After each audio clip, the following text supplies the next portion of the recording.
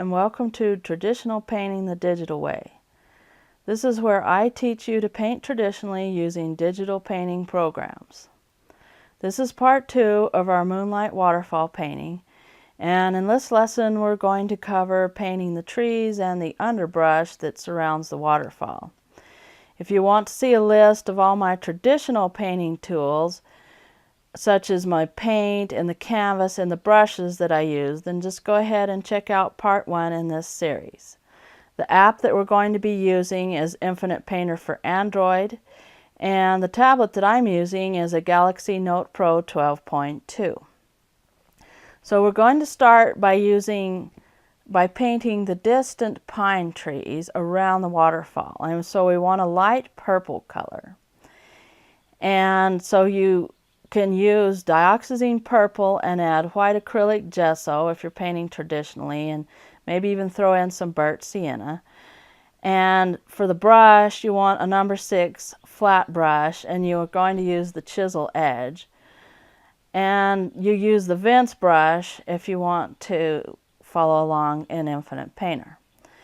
And so a chisel edge is where you make the brush very flat and sharp looking. And so what we want to do to make these trees is go ahead and draw up the trunk, and then go ahead and take your brush and make a Z shape or a zigzag pattern shape, and start small at the top and make it larger as you hit the bottom, but don't make it uniform. We want these trees to look sort of ragged and scraggly, because pine trees in nature usually have lost branches and the wind has blown it over, and or they've been hit by lightning. So you want things to not look uniform, because things in nature are rarely uniform. And in fact, make these trees look leaning over, some of them. Make the trunks inside look jagged and maybe a little bit crooked. And you want to go ahead and do this on both sides of your waterfall. And just use the same techniques. And for this, I don't want any gaps in the trees, because we want this to kind of look like a full forest. And so go ahead and finish out on the other side. And go ahead and add just some tree trunks to make it look like there's dead trees that are leaning up against some of the ones that are alive. And this will add interest to your picture, and it won't make it look uniform and boring. So just go ahead and add that in there. Okay, so now we want to do the underbrush that grows around the waterfall, and I have picked the Pollock brush.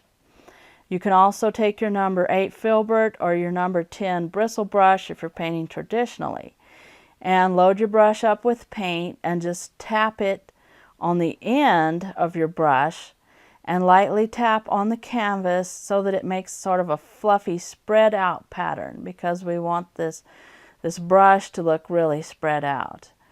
And I'm using a little bit darker color, so add a little bit more purple to your previous mixture. Just add a little bit of a darker color or a little bit more ultramarine blue. And we want it to be a little bit darker than the pine trees that are at the top and catching most of the moonlight. And then I want to go ahead and add some more purple to the mixture and make them a little bit darker, and this will be the shadows for your brush, and it will also make them look, it'll give it the form, the 3-dimensional look that you want to get in this painting. And go ahead and add some in the corner to create a eye stopper, which means you want people's eyes to stay on the canvas. That's what an eye stopper is. And so this is what we call underpainting. And I had a question from my last video about what underpainting was. Underpainting is your first layer of paint, and you let it dry, and then you can add successive layers on, and that way you can add details and highlights, and that's how you create your form.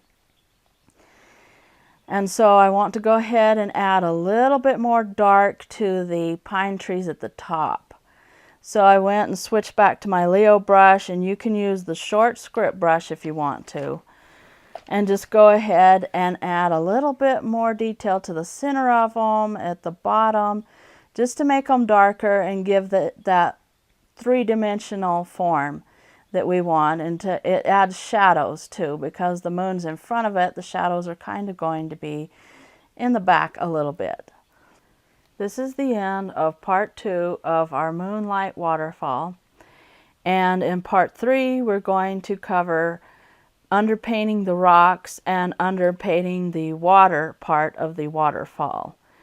So if you have any questions, just leave them in the comments below. And thanks everybody for watching, and thank you for your support, and I will catch you later.